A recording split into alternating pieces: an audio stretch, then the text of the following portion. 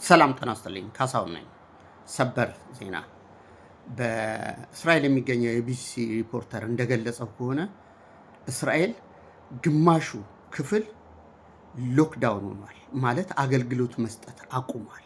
ያ ማለት ጎዳናዎች ጭር ብለዋል፣ ሱቆች ተዘግተዋል፣ አገልግሎት የሚሰጡት ክፍሎች በግማሽ ያህል አገልግሎት መስጠታቸውን አቁመዋል። በአጠቃላይ ነዋሪው ሊሸከመው ከሚችለው በላይ በርደኑ ብሶበታል ማለት ነው። ይህ በእንዲህ እንዳለ የኢራን መንግስት በእስራኤል የሚገኙ የመከላከያ ኃይል ሙሉ ለሙሉ ተደምስሷል ብሎ አስተዋውቋል። ያ ማለት የብረት ክዳን ተብሎ የሚቆጠረው አይረንደም፣ የዳዊት ወንጭፍ፣ የተለያዩ የመከላከያ አፓራቶች ኮምፕሊትሊ ስለተደመሰሱ ከዚህ በኋላ ማንም ሊከላከላችሁ ስለማይችል እስራኤላውያኖች እስራኤልን ለቃችሁ ውጡ ብሎ የኢራን የመከላከያ ኃይል ማስጠንቀቂያ ሰጥቷል። እንግዲህ ይህ ሲሆን ጦርነቱ እንዴት ተቀየረ፣ ወደ ሲቪል ኢንፍራስትራክቸር እንዴት ገባ ብለን ስናይ ለመጀመሪያ ጊዜ ኢራን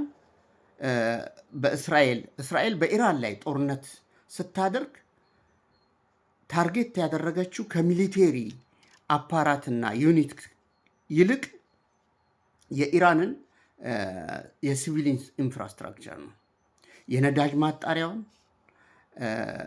የውሃ ማጣሪያውን፣ የተለያዩ ለሲቪሊያን አገልግሎት የሚውለውን የጦርነቱ ታርጌት በማድረጓ ኢራኖችም በተመሳሳይ እስራኤልና የእስራኤል ደጋፊ የሆነችውን አሜሪካን ጥቅም የሚነካን ሁሉ እንደዚሁ ሲቪልና ሚሊቴሪ ሳትመርጥ ሁሉንም መምታት ጀመረች ማለት ነው። እንደ ምሳሌ ብንወስድ በዶሃ የሚገኘውን ከፍተኛ የነዳጅ ማጣሪያና የጋዝ ክምችት ያለበትን ለዓለም ባካፕ ነው ወይም የጀርባ አጥንት ነው የሚባለውን ከጥቅም ውጭ አረገችው ኢራን። እንደ ምክንያትም ስትናገር የአሜሪካን ማንኛውን ጥቅምና እስራኤልን የሚያወድመውን ነገር ሁሉ ከመደምሰስ ወደኋላ አልልም የሚል መልስ ነው የሰጠችው።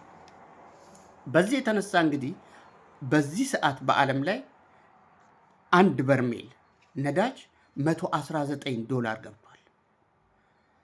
ይህ ለዓለም ከፍተኛ ፔን ነው፣ በተለይ ደግሞ ለአፍሪካውያኖች። እንግዲህ ይህ የኃይል እጥረት ሲፈጠር በዓለም ላይ ለሚፈጠረው ኪዮስ ተጠያቂው ማን ነው? ቴል አቪቭ ለዚህ መልስ መስጠት መቻል አለበት። ለአሁን ያለኝ ሪፖርቴ ነው። አመሰግናለሁ።